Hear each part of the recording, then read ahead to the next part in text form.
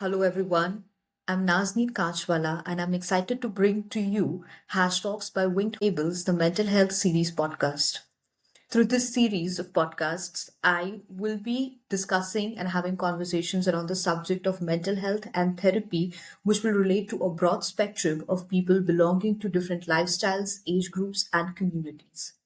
In this very first episode, I speak to Haider Jasdan, who is a microbiologist turned NLP practitioner, a certified psychotherapist, a TEDx speaker, and an Urdu poet, about the mental health of the youngsters, especially that of the teenagers.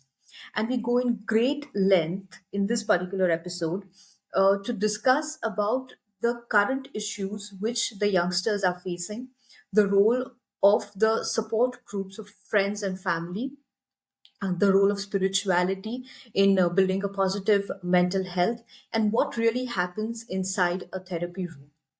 I'm sure you would find this particular episode worth your time. And please subscribe to our YouTube channel, Winged Fables, for more such insightful videos and content. And share this video with all those who you think might find it useful. Enjoy the video.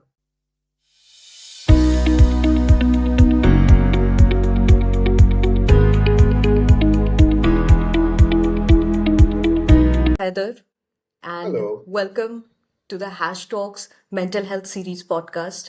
I'm so happy to have you, and having known your experience and involvement with the subject, especially your work with the teenagers in helping to navigate them with their mental health issues. I'm very glad to have you on the show. Thank you. It's my pleasure. I'm very delighted to be talking to you about the subject, something which is very near and dear to me. So, Heather, I know that you have been attending conferences and working with different communities and groups and talking about this subject very often. I think it is a part of your work. I want to know that what is it about the subject that interests you so much and it makes you a constant learner of this subject. So I think before I share as to why I do what I do, I think there's a backstory which was also part of my TEDx talk, which I spoke about. So I won't get into the details of it, and one can check it out online. But the reason I'm so in tuned with this subject is because of my own life experiences and for my own journey that I've had with mental health. So at the age of 15 is when I went through a dark phase of my life where I had to kind of navigate through uh, a year long of depression. And when that happened, everyone around me was just surprised, including myself, as to why this has happened. Because all through my childhood, I have been seen as a very obedient child, a good student in the school, uh, never had any fights with anyone, or never really was seen as a depressed child per se. But what happened through those growing up years is while I was seen as a ideal son or a student, I think somewhere I was also bottling up my emotions. Yeah, so any of the experiences which were happening around me, if I was not having enough space to express it, then I would just keep it to myself. And over the years, it just kept on bottling up till it reached a point when I was 15 years old and I had to go through that phase of depression. And this is something I'm talking about almost some 25, 27 years back, when we didn't even have enough conversations about mental health, enough support around us, or there was a stigma associated with mental wellness.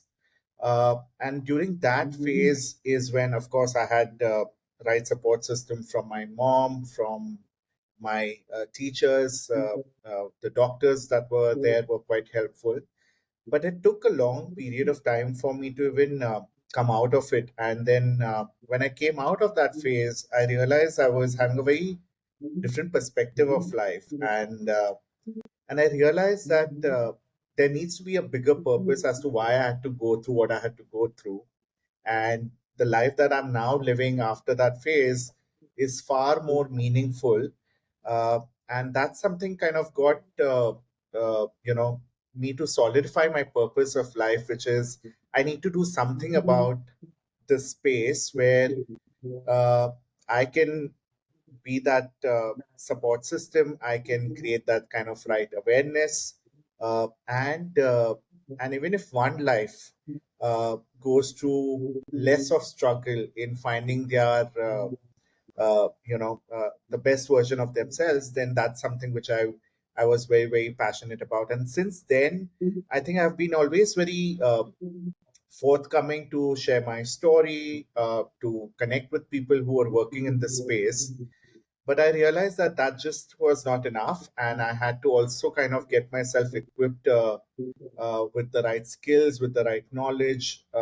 Yeah, and therefore I started my journey in diving into psychotherapy as a space, and I started to kind of build myself with all the right kind of tools and knowledge which is needed to do what it's needed to be the right mental health professional. Uh, Again, it's never a end journey, right? It's a constantly learning journey. So then, any given point of time, if I see any opportunity to further, amplify or uplift my skills, then I just tap into any sort of resources or courses which are available. So that's really the reason why I do this work, because it's so ingrained with my own life story and my own purpose. Yeah. And when we were having this conversation earlier, when I spoke to you, you told me that you specifically work with a lot of teenagers nowadays. And then I also had some chance to go through your work available on social media, on LinkedIn, and everywhere in the media domain.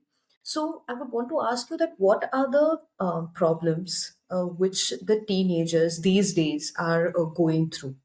And what do you think, as per your experience, is the reason behind these problems? And how do you support these children or these teenagers to, as we said, navigate these problems? So, so I think I'll break that into two parts. One is just to even understand the context in which today's youth is, yeah, in terms of the times that we are living in, and what does that really have as an impact on the youth, and therefore what are the kind of mental health challenges that they are going through, and then I'll break it into the second part in terms of uh, why this is happening, and what can be done in that space, right? Uh, so one is just to even understand that we as a society have been far more permissive with social media and and and the access to information, yeah, than it was when I was growing up, right? As compared to that, today there won't be any youth or a young adult or a child that would not have this access. Yeah, mostly, Yeah. of course, there are underprivileged sections of the society which are still kind of navigating through, but it is far more uh, penetrative this time, where this access is available. And when that is available, it also kind of opens up as much as it opens up possibilities, it also opens up a lot more challenges, because then that means that the youth today is in a constantly access mode, which means that at any given point of time they just don't want to miss out on anything that's happening out there. Yeah, what are my friends doing, what are my relatives doing, what are the other young people doing, what's happening in the world, what's happening in my school, what's the next thing that is new and upcoming, yeah. And when you have such an access to people's lives and stories and narratives, then you start comparing yourself as to how am I showing up in comparison to that. Do I have the right set of therefore knowledge? Do I have the right kind of income accessibility to me that I can live that kind of a lifestyle? Uh, uh, then you start comparing in terms of your scores and the kind of careers you want to take. So I think there is this constant self validation that the youth is looking therefore from these conversations, and that just adds up to the anxiety. So I see a lot of my therapy clients who are from teenage groups, which they come with high anxiety, yeah, and panic disorders, which is just not able to figure out how do I just kind of contain myself and go about with my life. Uh, there's also our family constructs have changed over the period of time, right? What earlier was where when a child will come home, there'll be at least a parent or a grandparent waiting for them at home. Now the child is coming to an empty house or to a nanny, yeah, because parents are working, and therefore the amount of time that the family members are able to give to the child or the youth have kind of considerably reduced. And when that happens, then the child tries to keep themselves busy with all possible things. Then it could be getting into habits which are related to drug abuse. There could be over usage of electronic devices, which could impact their sleep and eating patterns. There's no one to kind of monitor that. So that's another segment of uh, issues that people are coming with. And then the third set of challenges, and of course there are more, but I'm broadly bucketing into these three, which is then the social construct of it, right? There's enough uh, avenues for people to just pass on the opinion and walk out, right? Therefore the Hmm. cyberbullying has kind of increased. Yeah. Everyone has an opinion about your life. Everyone has an opinion about what you should do, shouldn't do.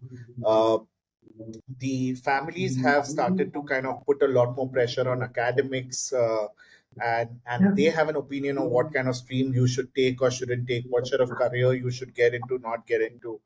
And I see these are the broad categories of challenges that the youth is kind of currently tackling with. Yeah. Uh, the second part, which is therefore, what do you need to do with them? I think the most important one I find it is to take a step back and listen. I think we are so Hmm. tuned to respond and react than just to step back and listen. And therefore, today there is not enough space for a constructive dialogue to happen. Everyone is just kind of, Hmm. jumping in to give the right in their mind the right advice, or they are jumping in to respond, but barely people are taking that step back and being curious as to why this person is saying what they are saying, what is making them say this, what is making them do this, what is the backstory to this. Yeah, and I think that's the first step that I find it very, very valuable, that one needs to do. And the second one is, I think, just enough quality time is something that I see which is missing, like I was sharing earlier. Uh, I don't know if we have enough rituals of what does it mean to spend time as a family. What does it mean to have no mobile phones at a dinner table? What does it mean to spend a Sunday playing a board game or stepping outdoors? Right. I Yeah. think these sort of rituals have kind of reduced, and maybe that's another step forward to kind of see how do you address it. And thirdly, and I find this most importantly, is to see if the loved ones, the friends, the family is not able to play an active role, then when and how you need to reach out to a mental health professional to get the right set of support and help for the youth or anyone who's going through those mental health challenges, Yeah. and see what is the ways you can kind of tap into that. So that's, I know it's a long answer to your question, but I just thought No. it's useful to kind of understand the context why this is happening and therefore what are possible avenues. Right. So I think you just slightly tapped into that whenever the family or friends figure out that there is a deeper issue to a person or a child, then he or she needs to find out when he needs to go to a professional help. So when is that time? When does a person himself or the family members or the friends or the peer group know that the person requires some additional help? Yeah, yeah. No, I think uh, your friends, your family, your near and dear ones, and even to some extent your school and college authorities play a very important role in providing that ecosystem for a young adult or a teenager to flourish. Yeah, and these are the people who become like those watchers for the signs and symptoms, where uh, they know that okay, now this is something that needs uh, medical or a mental health professional help. uh, and I'll break this down into maybe a few parts of what kind of signs Yeah. and symptoms one can look at. So one is just emotional symptoms, right? Which is look out for mood swings. Yeah, is Hmm. there is a moment of joy and then there's sudden drop and someone is feeling sad. Uh, in one Hmm. moment they were cheerful, but then there is a sudden outburst of anger, and there is therefore that uh, modulation of or emotional regulation is kind of lacking, and you'll see this over a period of time. It may not happen in one or two interactions, but you'll see this in consistently in various interactions. The second bit which I find it valuable is the behavioral symptoms, which is Hmm. to see that if the person who was initially very active uh, in physical activities or any form of activities which were keeping them busy, have they suddenly reduced those activities? Are they withdrawing from some of these activities? Uh, the groups, the social groups, friends, family, whenever they used to meet, this person used to be very excited to come forward and meet, but now they just choose to withdraw themselves from those spaces and they would say, hey, I would like to just stay home or just stay indoors. Yeah. And or they would show signs of uh, the personal hygiene has started to lack, right? They would not wake up on time, go for shower regularly. Uh, they'll become a little bit clumsy in the way they keep their space around them, and things like that. And the fourth one is, of course, within the behavioral symptoms, is again to watch out for sleeping and eating patterns. Is the person skipping meals or overeating? Is the person sleeping long hours or not getting enough sleep? What is happening there? And therefore, once you see emotional symptoms, you see behavioral symptoms, and the third one, I see this as more cognitive symptoms, which is the person would show fear and anxiety or panic in any situation that would just come up, and they wouldn't know how to respond to that, or their ability to understand or decipher things or make decisions will kind of reduce, and they will kind of get a little clueless about what's going on and not able to understand it, and not able to kind of make the right sort of decisions. So these are some symptoms that at work people would see their productivity kind of going down, or they would see absenteeism at work. People will not show up, or they will suddenly go quiet at work, and not have an opinion per se. So I see these as three buckets in which people can look out for. What are some of the emotional symptoms? What are some behavioral symptoms? And what are some of the cognitive symptoms, which can be a good sign that first is, of course, you will reach out and have some conversation about it to understand it. But when you realize that this has been very persistent as a sign, then it's a good time for you to reach out to a mental health professional. Yeah, okay. And if you would want to say to a teenager or to a young person that these are the things that you got to be careful of, like these are the preventive measures, this can happen to you, but you be watchful, not to the like we are not talking about the friends and the family, but the person himself or herself. If you want to tell it to them, what would you say? Yeah. No, I think uh, being a lot more mindful and uh, being self-aware is very very essential. Yeah, to understand what's going on with me, to take a step back and say, hey, why am I feeling the way am I feeling, and go a little deeper to say that therefore how is this getting experienced in my body. Yeah, is my hand shivering, am I sweating, so just becoming a little aware of the signs and symptoms happening with your body, and with everything that you're thinking and feeling.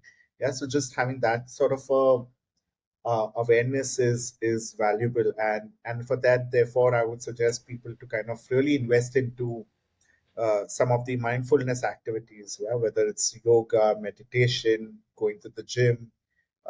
Yeah, the second one I think, which is very valuable, is to see if you have enough outlet for your emotions and expression. Yeah, are you bottling up too much?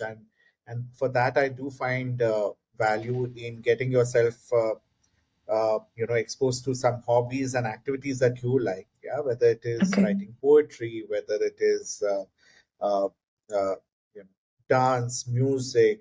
Yeah, so I do also see sometimes parents overload the kids with go for 10 hobby classes, but the intent here is not to see that how the child's time Yeah. is getting filled up, and how are they learning new skills, but also to see if they have enough avenues to express through those Hmm. skills. Yeah, so that's the second one which I find it very valuable to see on investing in some sort of activity which allows you to express better.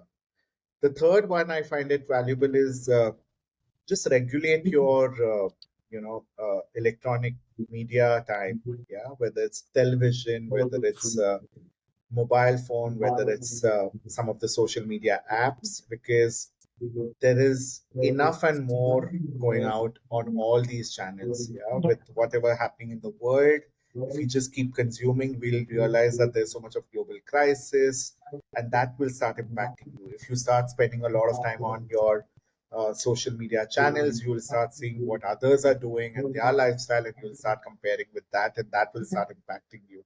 So I think just regulating your device time. Therefore, I find it very valuable if people can build that discipline that by 10 o'clock, I want to go on bed, whether I'm watching news or I'm playing around with a game on my phone or on a social channel, and I'll do that.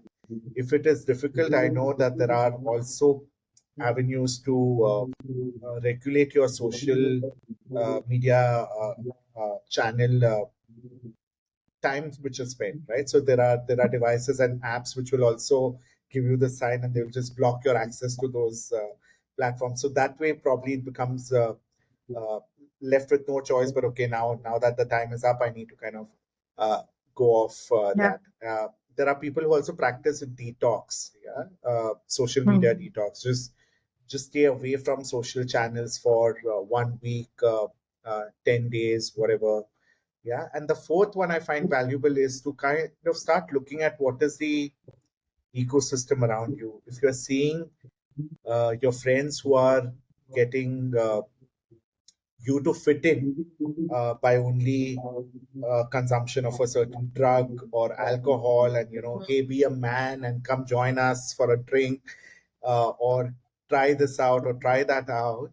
If you feel that there's a lot of social pressure in the groups that you are in, yeah, uh, then take a step back to really realize that, is this really healthy for me? Is this helping me, or is this going to deteriorate me? And maybe start evaluating what kind of social groups and communities you want to be part of. So I just find these are some four ways in which at least youth can be a little bit more mindful of Yeah. how to kind of really keep their mental health sane and fine.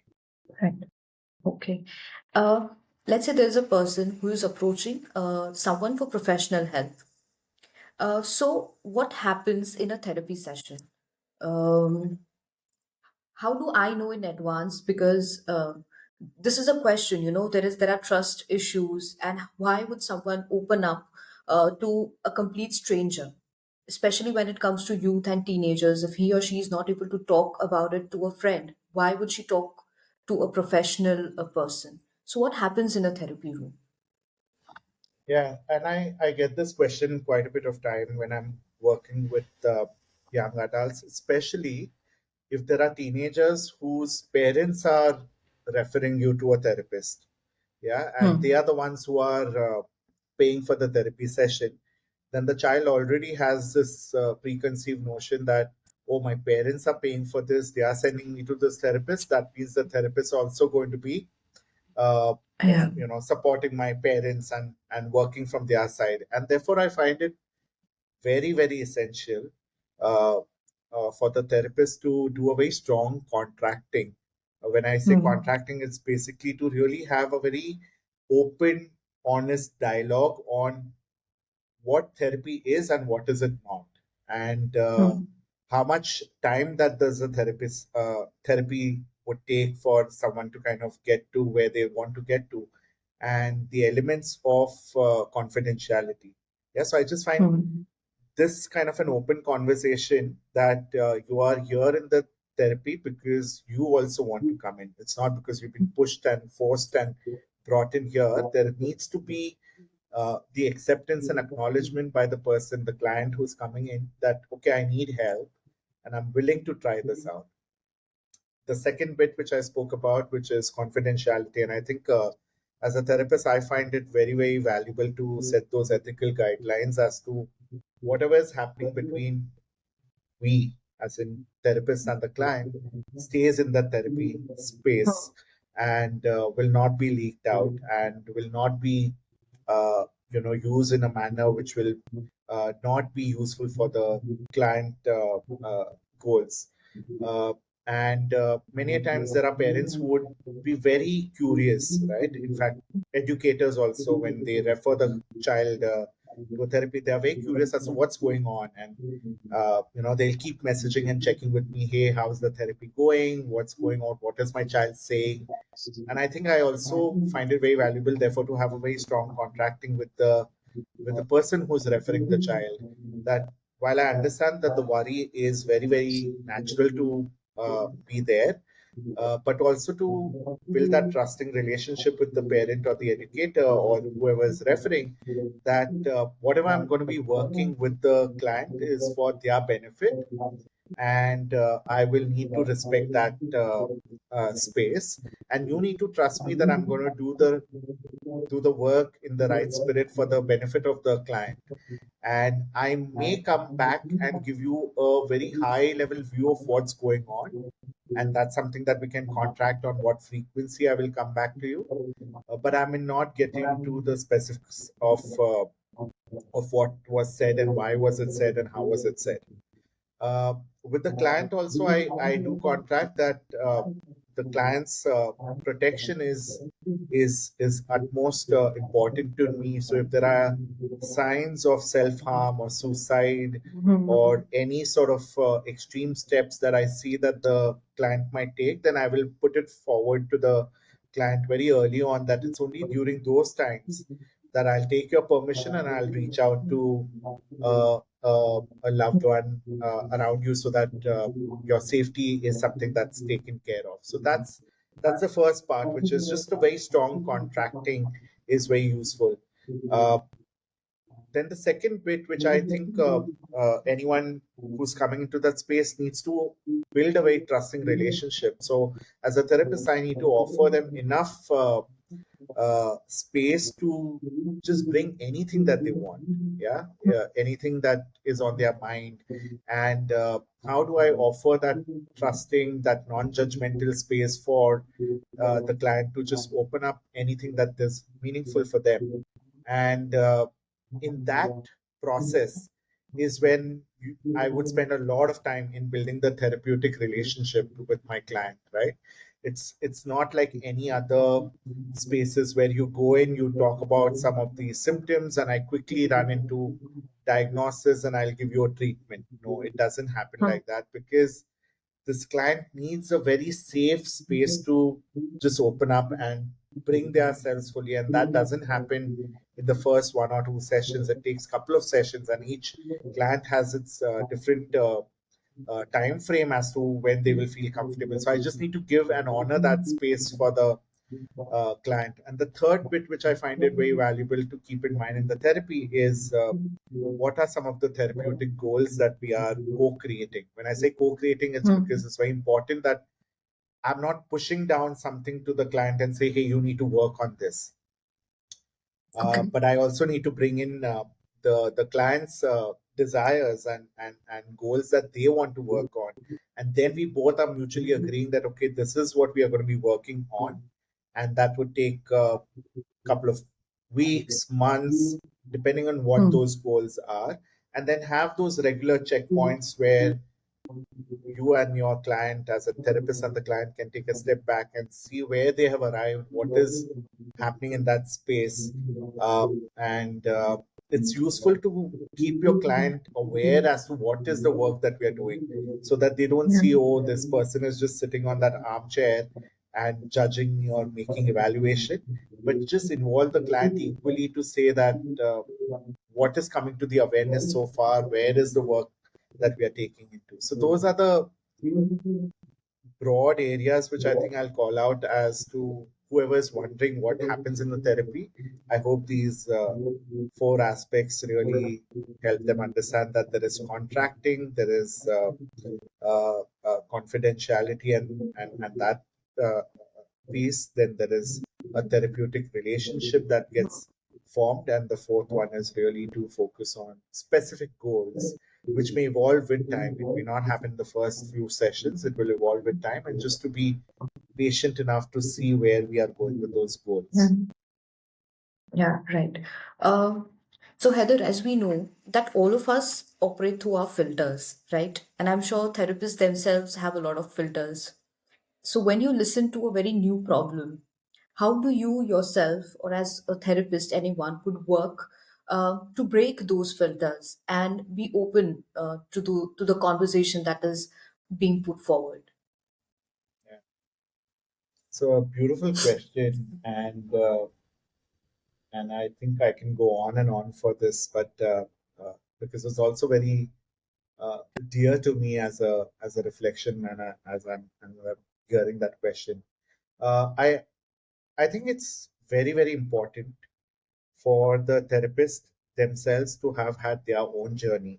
Yeah, you can't be sitting on a therapist chair and saying that I am not going to look at my darkness. I'm not going to look at my uh, uh, you know.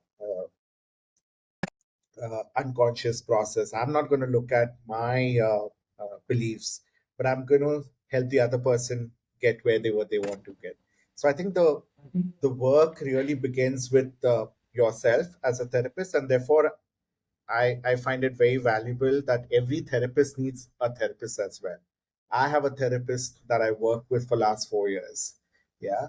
And the reason we do that is because as much as what we are trained in our, you know, education and skill building, in my case, it's TA psychotherapy, which I've been learning, and there are different modalities where people go through, but as much as you're going through that process, and it will tell you how to create that non-judgmental space, how do you keep your biases, your stereotypes aside and work with the client as is, it is very bound to happen because we are also at the end of the day humans. Mm. Yeah. And our biases will pop up, our experiences of the past will pop up, our filters will start kind of showing up the way it is. And therefore, it's very, very valuable to just build that awareness that if that is happening, then I'm catching hold of that. And I'm saying, okay, this is not my client's material, this is my material. And I need to work on this. And then I go back into my therapy space, I go back into my supervision of the work that I do with my clients, and then process that. And then if I see very consistently that my barriers are not becoming something that is holding me back, but rather that letting me fall in the trap of it consistently, then it's a sign for me to know that it's not going to be helpful for my client. At the end of the day, the therapist needs to know that they are in that therapeutic relationship to aid your client, yeah, your client's need. And therefore, if you are going to start working on your needs and your processes and your beliefs in the therapy session with your client, then it's not helpful for the client. And therefore, I also Hmm. find it very valuable for a therapist to even take a pause after the first few intake sessions and say that, okay, if this is what's happening, then maybe this client is better suited to go to another therapist while I will work on my piece. Yeah. So I just find that awareness and that willingness for a therapist to take a step back and see what is it that they want to do with their uh, material and work towards that. Yeah. So Heather, you have evolved a lot in your journey, like professionally, if I say, from being a microbiologist to being a founder of an NGO, to being a theater writer, and then now working as a psychotherapist and organizational coach. And there's a lot of things you have done in your basket, right? So I'm sure spirituality has played some role throughout in your journey, also as a psychotherapist and also as your evolution as a human. Uh, what is the role of spirituality to navigate mental health problems? Yeah. And I think, again, one needs to understand the cultural context in which we are talking about spirituality and spiritual practices. Yeah. And not to say what is a good practice, what is a bad practice. Any practice that is going to be helpful for the individual is Yeah, a good practice. Yeah. true. So that's something that one needs to keep in mind, because in different cultures, different practices might be seen in a very uh, very objective lens, that, oh, this is not right, or, oh, that is not right, and one should only do this way. Yeah, because so that's something which I find very valuable to keep in mind, that the cultural context is very useful, and anything that at the end of the day is helping that individual move forward, then it's a good practice. That's the first Yeah, ground rule of spirituality.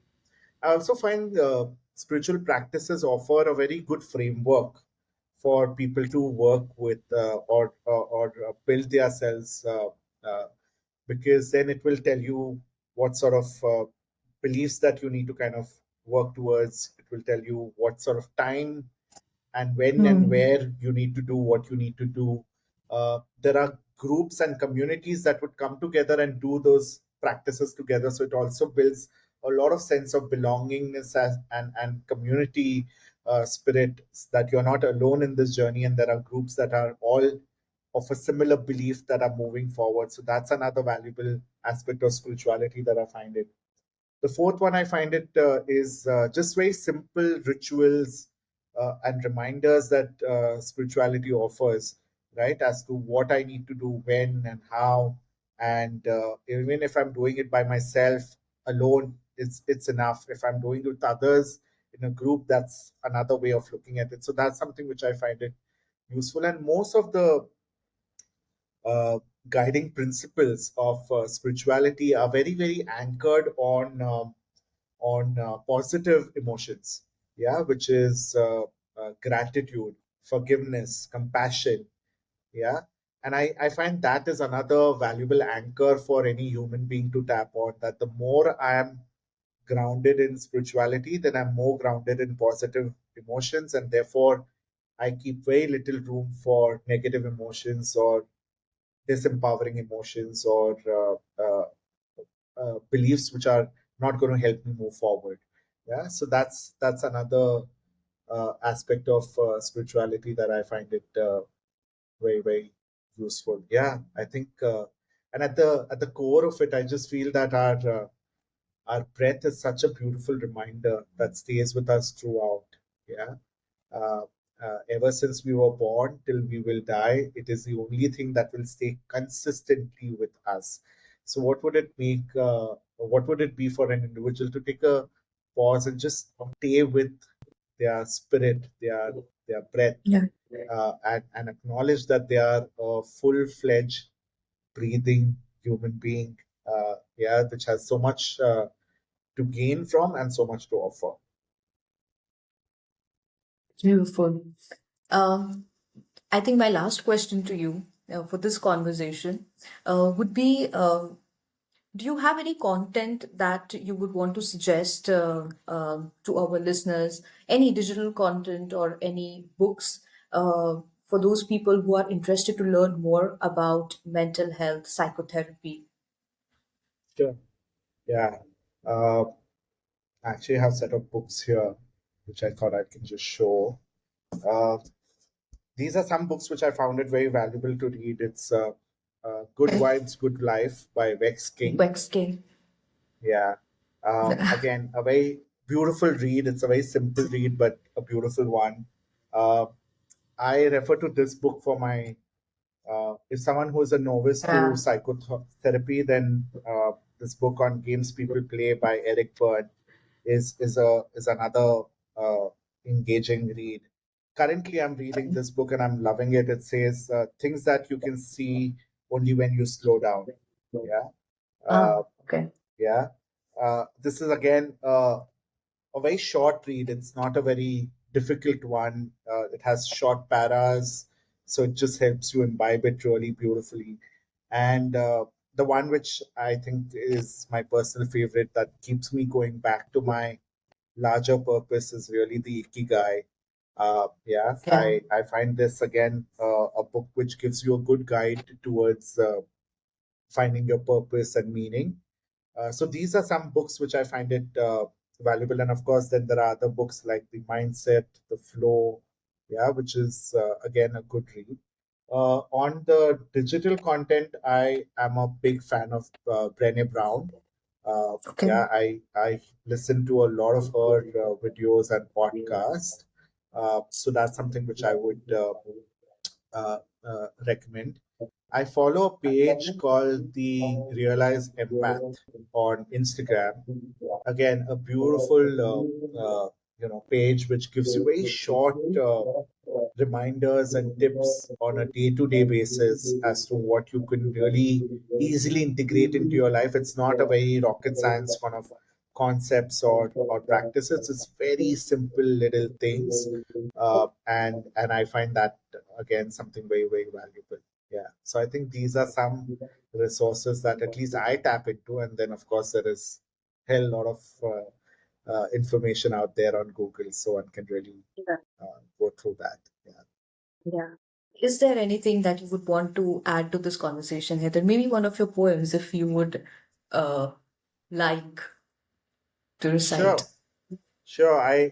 And I'll recite the one which I uh, also recited yesterday when I was attending a national youth Yeah.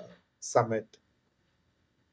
Uh, so I write in largely Hindi and Urdu, so I'll Yeah, recite sure. that and then I'll give you a translation of what does that one really. It's a couplet. Yeah. Uh, yeah. So it says, जरूरत जिन्हें तुम्हारे वक्त की है उनसे कोई और सौदा मत करना जरूरत जिन्हें तुम्हारे वक्त की है उनसे कोई और सौदा मत करना जिंदगी के सोमवार में हसीन इतवार की उम्मीद बनाए रखना